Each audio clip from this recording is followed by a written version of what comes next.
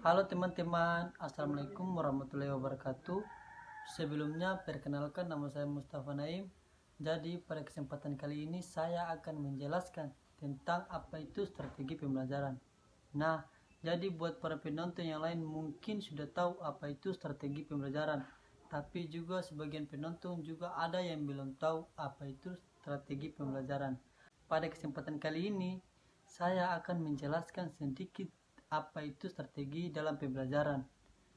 Jadi, teman-teman, strategi pembelajaran merupakan gabungan dari beberapa rangkaian kegiatan, cara mengorganisasikan materi pembelajaran siswa, bahan, peralatan, dan waktu yang digunakan untuk proses pembelajaran dalam mencapai tujuan kegiatan pembelajaran yang telah ditentukan.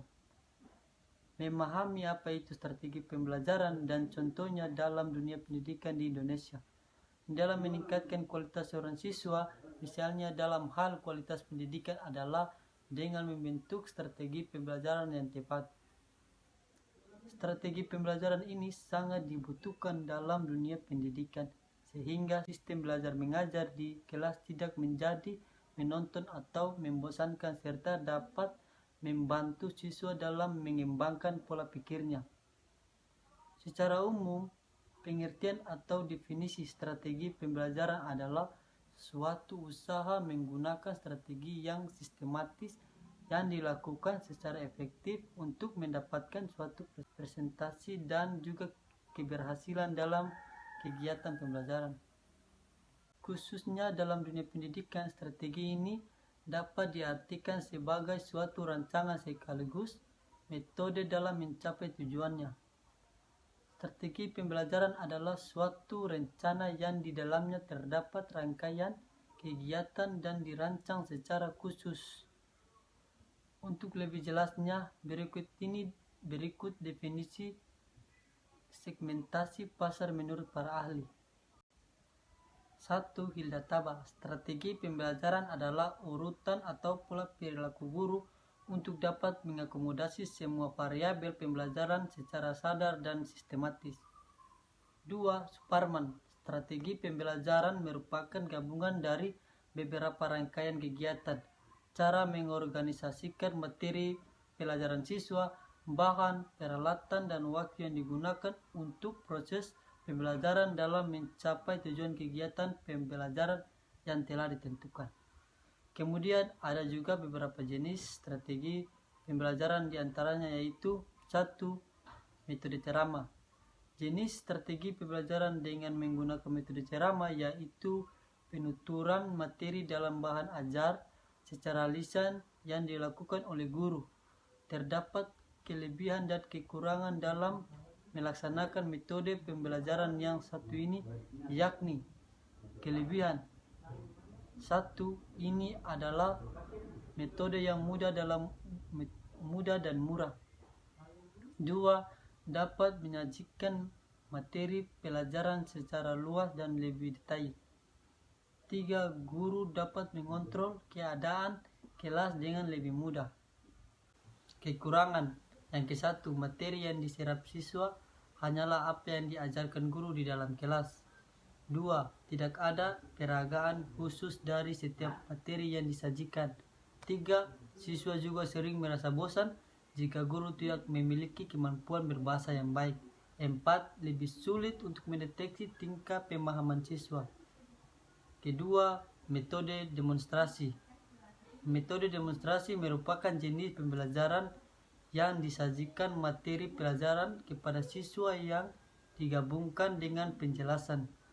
Tujuan agar siswa dapat lebih mudah memahami materi pembelajaran yang dijelaskan. Kelebihan. 1.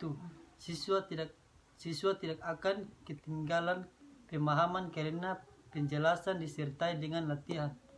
2. Proses pembelajaran juga akan lebih menarik karena siswa tidak hanya mendengarkan. 3.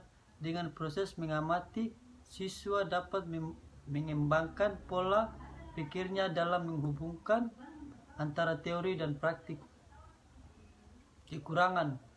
1. Memerlukan persiapan yang lebih matang dari segi bahan, peralatan, dan juga bahan dan tempat karena jika tidak, justru akan berdampak pada tidak efektifnya proses pembelajaran.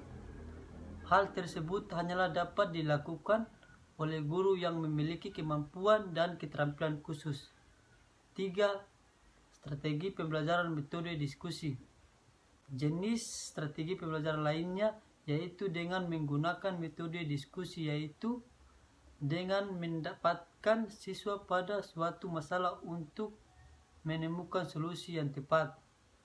Kelebihan: 1. Dapat merangsang siswa untuk berpikir lebih efektif.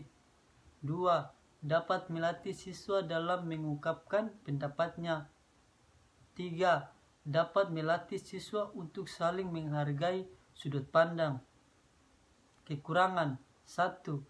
Kegiatan diskusi seringkali hanya disukai oleh orang-orang tertentu. 2. Dapat mengaburkan kesimpulan dalam suatu pelajaran karena topiknya bisa lebih luas. 3. Seringkali ada perbedaan pendapat yang berujung pada emosi.